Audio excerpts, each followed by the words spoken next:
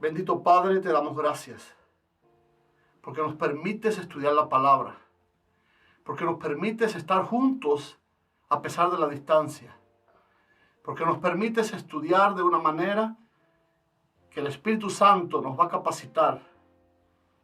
Permite, Dios, que en esta hora tu promesa de tu presencia sea real y nosotros, los que estamos estudiando la Biblia, podamos percibirlo.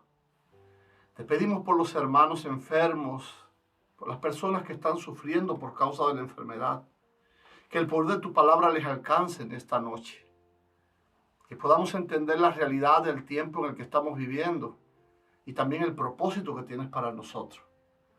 Háblanos al corazón, en el nombre de Jesús. Amén. Amén.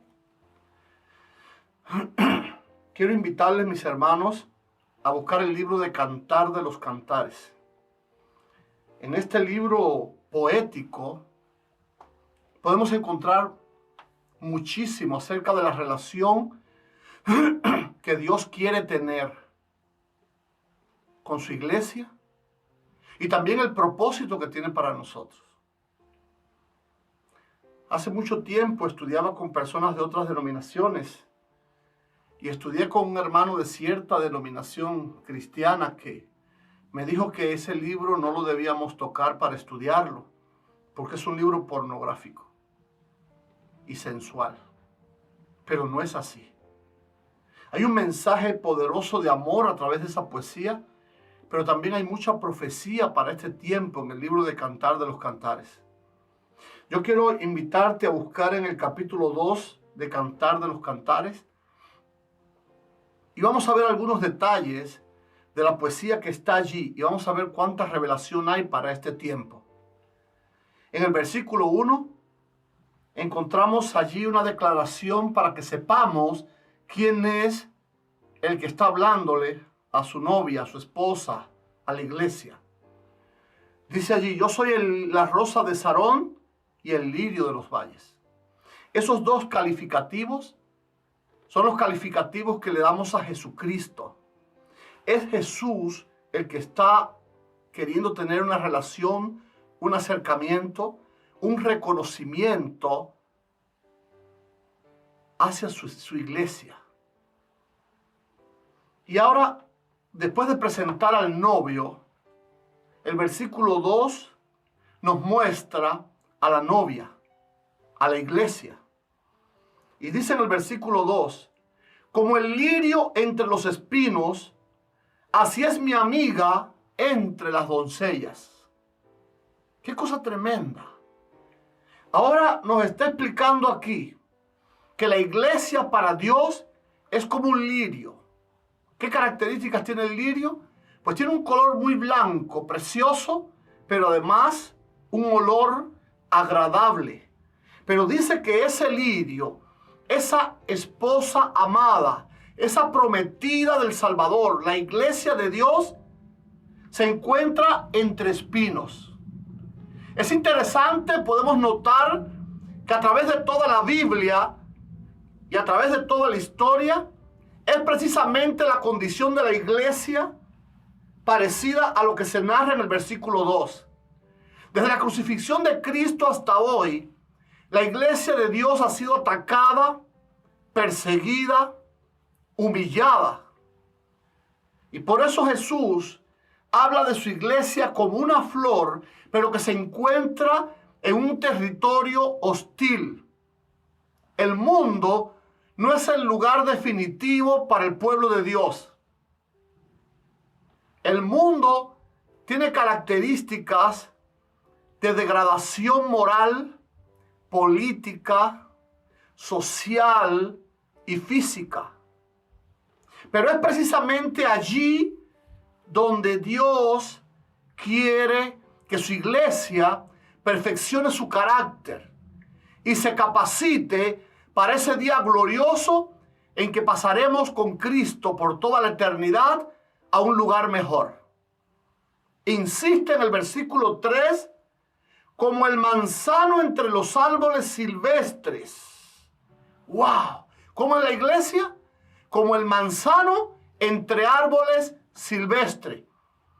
Es decir, que Dios dejó a su pueblo, a su iglesia, por un tiempo en este mundo, conociendo que íbamos a estar rodeados de gente inconversa, de gente pagana, de gente atea, de gente corrupta, de gente malvada. Precisamente en el libro de Juan, en el Evangelio de Juan, en el capítulo 17, cuando Jesús tiene esa oración intercesora,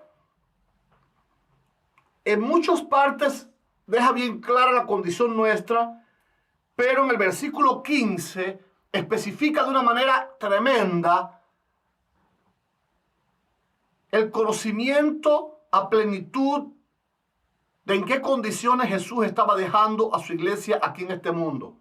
Dice allí: no ruego que los quites del mundo, sino que los guardes del mal. Jesús sabía que así como esa flor entre espinos íbamos a estar nosotros acá. El mal nos iba a estar rodeando. La rebeldía nos iba a estar cercando. Pero era necesario que en medio de ese proceso su iglesia pueda mostrar una pureza que impacte no solo a los que nos rodean, sino a los seres celestiales que contemplan el proceso de la redención que Jesucristo ha realizado por su pueblo. En el capítulo 14 de Juan nos aclara: no se turbe vuestro corazón, creed en Dios, creed también en mí. Sabiendo la condición en que estaba dejando a su iglesia aquí en la tierra, Jesús sabía que había muchas posibilidades de que pudiéramos turbarnos. Pero la medicina contra la turbación, contra el pánico, contra el miedo, es creer en Dios y también creer en Jesucristo. Con una garantía. ¿Cuál es esta garantía? Que aunque tengamos aflicciones en este mundo, entendamos que Jesucristo ha vencido al mundo. Y si Jesús como hombre, como modelo, fue capaz de vencer, nosotros, sus seguidores, en fe, en ejemplo, en virtud, también podemos vencer. Estas cosas os he hablado, dice Jesucristo, en alegorías. La hora viene cuando ya no os hablaré por alegorías, sino que claramente os anunciaré acerca del Padre.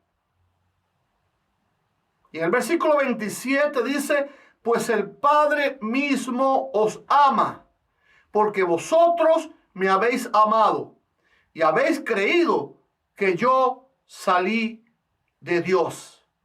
Y en el versículo 33 del capítulo 16 termina diciendo: estas cosas os he hablado para que en mí tengáis paz.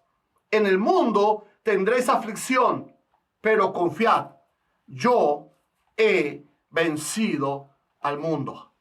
Así que queda claro con estos textos que Jesús sabía que nos estaba dejando en medio de una batalla terrible, rodeados de fuerzas malignas, pero es en medio de ese terreno en el que nuestro carácter debía perfeccionarse. Nuestra fe en que Jesús hoy todavía pelea por nosotros y nos guiará a la victoria definitiva del pecado, de la enfermedad y de la muerte. Y ahora continúa Jesús hablando en el capítulo 2, hablando acerca de las bendiciones de aquellos que aceptan a Jesucristo como su Salvador. Y dice allí: así es mi amado entre los jóvenes, versículo 3. Bajo la sombra del deseado me senté. ¿Qué hace la iglesia cuando acepta a Jesucristo? ¿Qué hace un hombre cuando acepta a Jesucristo? Sencillamente se sienta bajo la sombra del deseado. ¿Sabe quién es el deseado? Jesucristo. Jesucristo es el más deseado en todo el universo. porque es amor, porque es misericordia, porque es perdón, porque es bendición y también porque es salvación. Y ahora habla acerca de una garantía que también tenemos. Continúa diciendo el versículo 4. Me llevó a la casa del banquete y su bandera sobre mí fue el amor. Hay dos detalles interesantes allí. Lo primero es que dice que nos llevó, ¿a dónde? A la casa del banquete.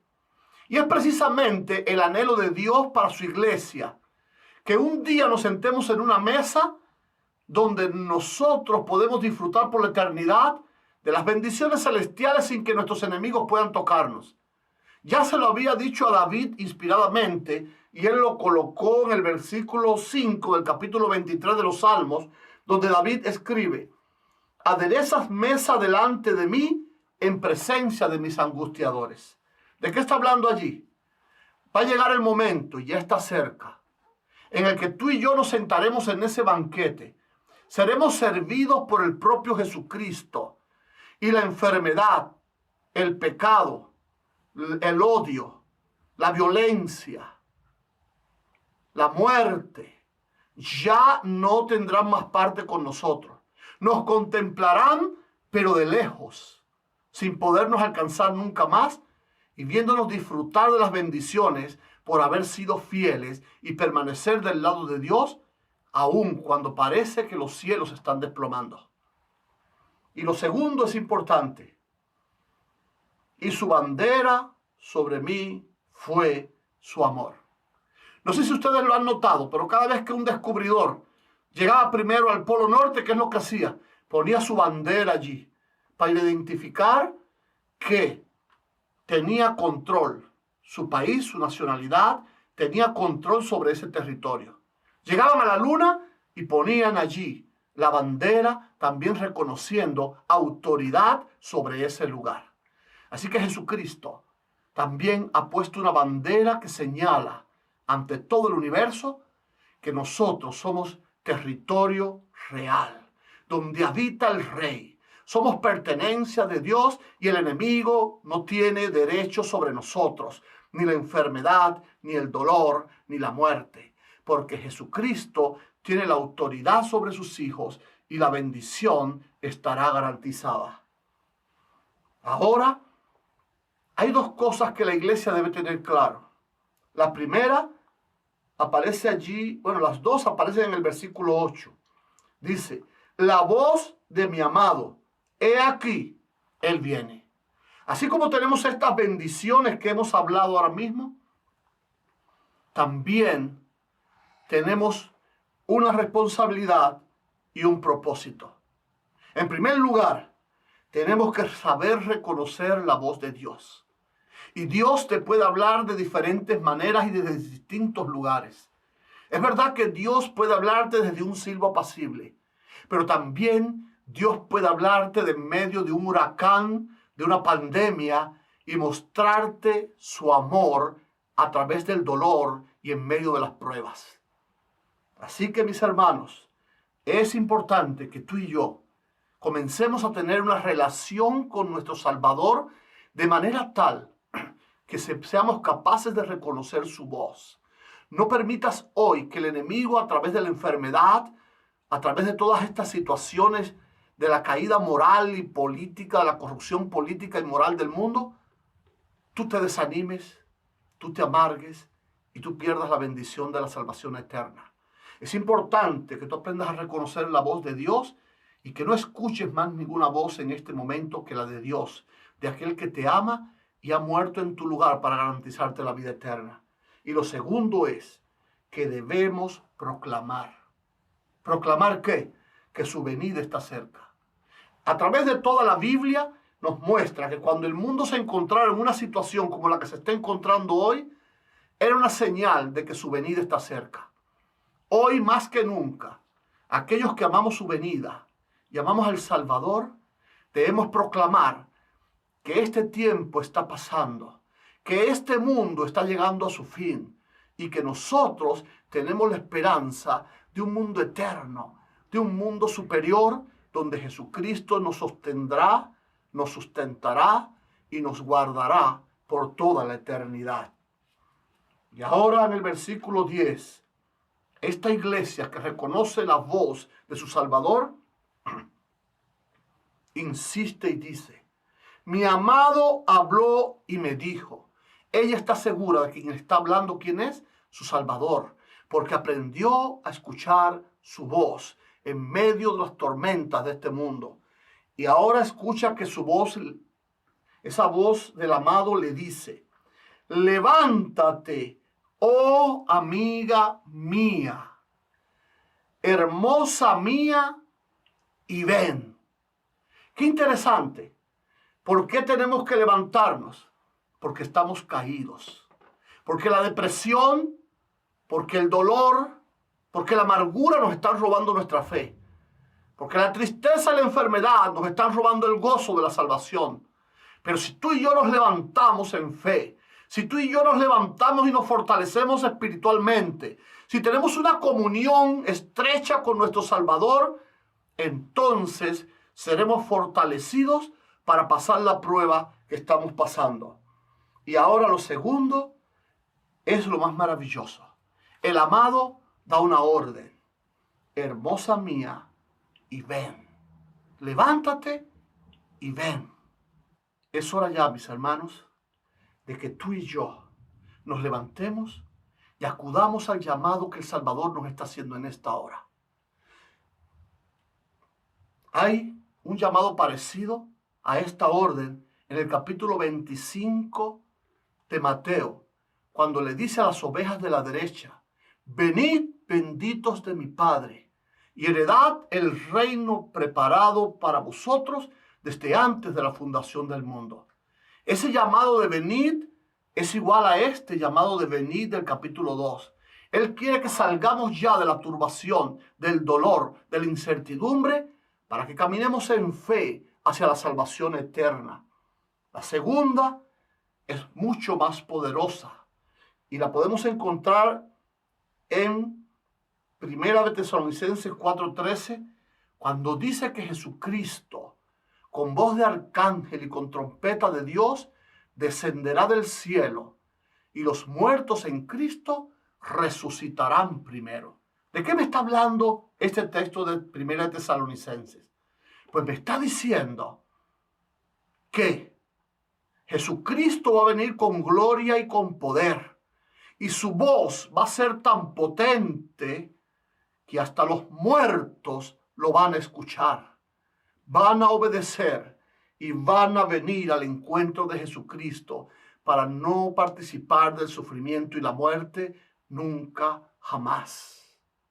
Y ahora, cuando Jesús te llama, ¿a qué es que te está llamando? Pues dice el versículo 11, porque he aquí ha pasado el invierno, se ha mudado, la lluvia se fue. ¿De qué está hablando? Está hablando precisamente de que el tiempo difícil en este planeta ha terminado. Nos está llevando proféticamente este capítulo, esta poesía, al momento en el que Jesucristo va a redimir a su pueblo, va a redimir a su iglesia. Y ahora dice, continúa diciendo y hablando de esas maravillas que vamos a vivir en el momento en el que resuciten los muertos y los vivos fieles seremos transformados. Dice, se han mostrado las flores en la tierra, el tiempo de la canción ha venido. Es un tiempo de alabanza, alabanza de mirar hacia atrás y ver cómo Jesucristo nos ha rescatado, nos ha redimido y ha peleado por nosotros. Me gusta comparar ese texto con el libro de Apocalipsis en el capítulo 14, donde hay un texto maravilloso, el versículo 3, hablando acerca de aquellos que pelearán la última batalla con Jesús y vencerán con Jesús en este tiempo precisamente que estamos viviendo tú y yo. Y dice que estas personas, versículo 3, cantarán un cántico nuevo delante del trono y delante de los 4 seres vivientes y de todos los seres celestiales. Porque tú y yo, si decidimos ser fieles a Dios, si permitimos que Él tome el control de nuestra vida, esa experiencia la vamos a poder vivir y veremos cómo pasa el invierno de este mundo, la noche oscura de este mundo, y va a amanecer la primavera para aquellos que verán con sus ojos al Salvador venir en gloria y disfrutar de las maravillas que Él ha preparado para nosotros. Y entonces será un tiempo de una canción, un canto que, como dice Apocalipsis 14, no lo va a poder cantar nadie más, sino aquellos que han vivido una experiencia de comunión con el Salvador Jesucristo. Y ahora sigue alabando y diciendo que la higuera ha echado sus higos y las vides en ciernes dieron olor. Insiste por segunda vez: levántate, oh amiga mía. ¿Por qué tiene que insistir Jesucristo 2 veces en esta poesía que debemos levantarnos e irnos a Él? Porque la iglesia, mis hermanos, tiene que cumplir 2 propósitos en este mundo antes de que Jesús nos saque a disfrutar de tanta maravilla que ha preparado para nosotros. Y la primera está ahí en Efesios capítulo 3 y versículo 10. Para que la multiforme sabiduría de Dios sea ahora dada a conocer por medio de la iglesia a los principados y potestades en los lugares celestiales. Y dice el versículo 11, conforme al propósito eterno que hizo en Cristo Jesús nuestro Señor. Es decir, hay un propósito para los salvados. Es cierto que vamos a irnos con Jesús por la eternidad, pero este tiempo es tiempo de testificar, es tiempo de mostrar nuestra fidelidad para que incluso en los lugares celestiales, aquellos que nos observan como testigos de cómo la gracia y la misericordia de Dios se manifestó sobre rebeldes pecadores, ahora quedan convencidos de que estamos capacitados para irnos con Cristo al cielo porque hemos soportado con fe las pruebas que han venido a este mundo. Y el segundo propósito, mis hermanos, no es menos glorioso. Dice en Romanos 16 y versículo 20, y el Dios de paz aplastará en breve a Satanás bajo vuestros pies. La gracia de nuestro Señor Jesucristo sea con vosotros. La iglesia tiene que cumplir otro propósito, y es aplastarle la cabeza a Satanás, derrotar a Satanás. ¿De dónde viene este planteamiento? Hay una promesa donde se encuentra el protoevangelio, Génesis 3:15, donde Dios prometió que un hijo de mujer, Jesucristo, hecho hombre, iba a derrotar a la serpiente. Pero la profecía decía que la serpiente le iba a morder en el carcañal, pero él le aplastaría la cabeza. Y eso fue lo que ocurrió en la cruz. La serpiente mordió y mordió muy duro a Jesucristo, hasta el punto que lo mató en la cruz. Pero en esa cruz, Jesucristo, a través de su muerte y resurrección, venció para siempre al enemigo, para garantizarnos una victoria definitiva a nosotros. Ahora nos toca a nosotros vencer también en el nombre de Jesucristo. Hay una diferencia. Cuando Jesucristo peleó por nosotros en la cruz del Calvario, tuvo que pelear solo, sin ayuda de los ángeles, sin ayuda del Padre y sin nuestro apoyo. La mayor soledad cubrió a Jesucristo. Pero cuando nos toca a nosotros hoy pelear esta batalla, no estaremos solos. Nota que dice que es Dios quien quiere aplastar la cabeza del enemigo bajo nuestros pies.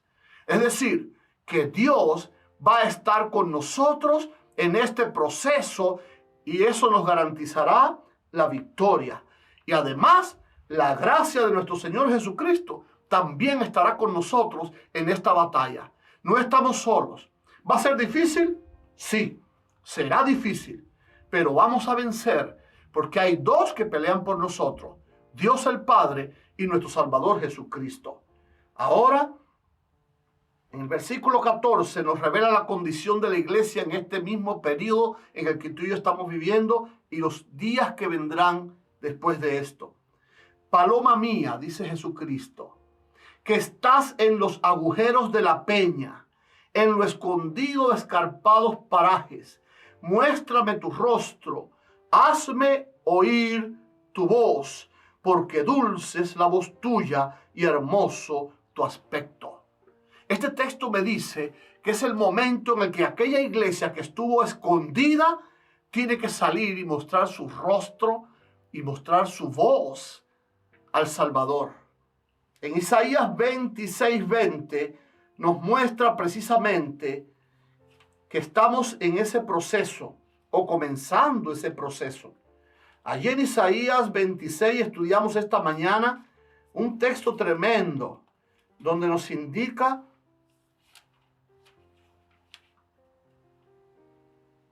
en el capítulo 26 de Isaías, capítulo 26 y versículo 20, dice: anda, pueblo mío, entra en tus aposentos, cierra tras ti tus puertas y escóndete un poquito, por un momento, en tanto que pasa la indignación. Es decir, hoy tú y yo estamos escondidos en nuestros hogares, porque el juicio de Dios está pasando por la tierra, porque Dios tiene que mostrar su poder a los inconversos para que entiendan que no hay gobierno, ni ciencia, ni poder, ni dinero que pueda garantizarles salvación. Y cuando ellos reconozcan que tienen que venir al Salvador, entonces escuchará esta voz: muéstrame tu rostro, hazme oír tu voz. Jesucristo tomará su iglesia y la llevará de victoria en victoria, de bendición en bendición, y estará con nosotros por toda la eternidad como la mayor de todas las bendiciones que tú puedas soñar. Esta noche es una noche de decisión. Tú tienes que echar tu suerte con Jesucristo. Tú tienes que permitirle a Jesucristo, a través de una comunión, a través de conocer su voz y a través de reconocer el propósito que Él tiene para nosotros, de glorificar su nombre en medio de la prueba, de poner en tu corazón y en tu mente el gozo de la redención que ya Jesucristo nos ha preparado y garantizado. Tú y yo tenemos un propósito en esta tierra, pero también tenemos una bendición por recibir. Que Dios te bendiga en esta noche. Vamos a orar. Bendito Padre Celestial, te damos gracias, porque todo en tu palabra es inspiración. Todo en tu palabra es fuente de gozo y de esperanza.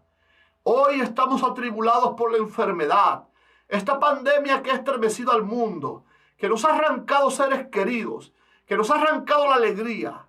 Pero Padre, tu palabra dice que un poquito más y mostrarás tu luz, y nosotros también saldremos de nuestros escondites a mostrar nuestro rostro y nuestros agradecimientos y alabanzas a aquel que nos ha salvado.